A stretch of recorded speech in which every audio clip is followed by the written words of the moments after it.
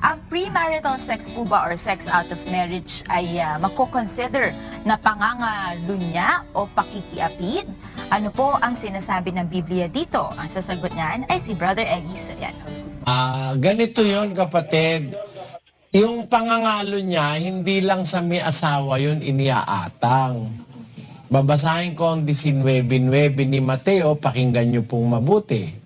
Wala ng fornication, may epekto rin yan sa binata at dalaga, di ba, Brother Joseph? Ayun.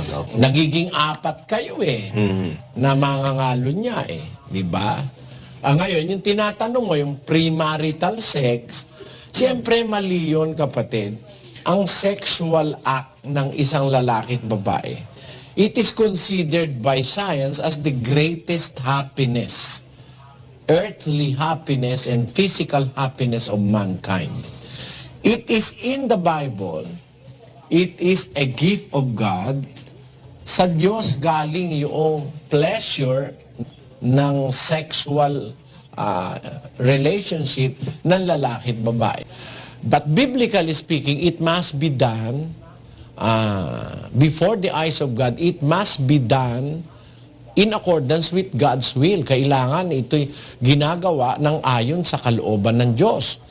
Hindi natin maiaalis, kapatid, na ang mag-asawa, nagsisiping yan Isa sa nasa ng mag-asawa ang magsiping, yung nagmamahalang mag-asawa. Ang katunayan, si Maria at saka si Jose, na itinuturing nating mga banal, nagsiping yan They have had intercourse. Nagkaanak si Maria at si Jose, maliban kay Jesus na ating Panginoon. Si Jesus ang panganay, pero meron siyang mga sumunod na mga kapatid na produkto ng pagsisiping ni Maria at ni Jose. So, by that thing, it implies na hindi naman masama yung pagsisiping Kailan? Kung mag-asawa. Hindi premarital. Bakit? Kasi nga, si Jose nga nung malaman niyang buntis si Maria, gusto niyang hiwalayan Kasi kahit sila'y magkatipa na, hindi niya ginagalaw si Maria. Basahin natin ang 1:18 ng Mateo. Nung malaman ni Jose na si Maria ay buntis, dahil ipinagbubuntis niya na ang Panginoon sa pamamagitan ng lalang ng Espiritu Santo, palibasa, lalaking matuwid si Jose, gusto niya hiwalayan niya na si Maria. Ibig sabihin, hindi nila kaugalian na yung magkatipan, kahit na sila'y talagang magkatipan ng mag-asawa, kung hindi pa sila nagsasama, hindi pa sila kasal, hindi nila ugali yung premarital sex. Kaya si Jose, palibasa, matuwid at banal na lalaki, malaman niya si Maria, buntis, di naman niya ginagalaw pa. Gusto niya hiwalayan na si Maria. Pero anong nangyari? 20. Datapwat samantalang pinag-iisip niya ito. Narito, ang isang anghel ng Panginoon ay napakita sa kanya sa panaginip na nagsasabi, Jose, anak ni David, huwag kang mangamba sa pagtanggap kay Maria na iyong asawa, sapagkat ang kanyang dinadalang tao ay sa Espiritu Santo. Sabi na meron kang feeling of guilt, meron kang nilalabag na batas, nag-iiwan yan sa isip mo, sa puso mo ng mga kapaitan, mga iba-ibang mga isipin, which will affect your health. Pero sex must be done or must go with responsibilities.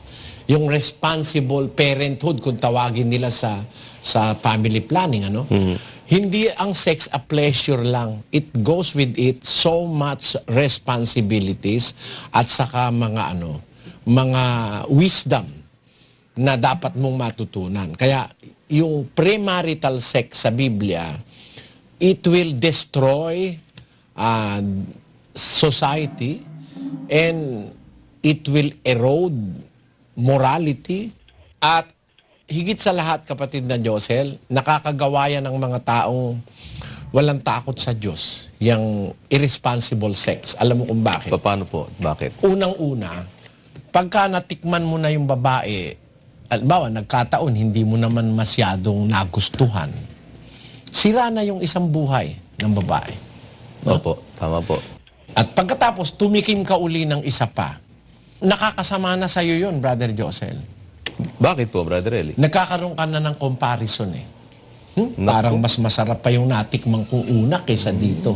So, you will aspire for more. which will make you a womanizer. Kaya sa Biblia, ang partner na ipinahintulot ng Diyos, isa lang.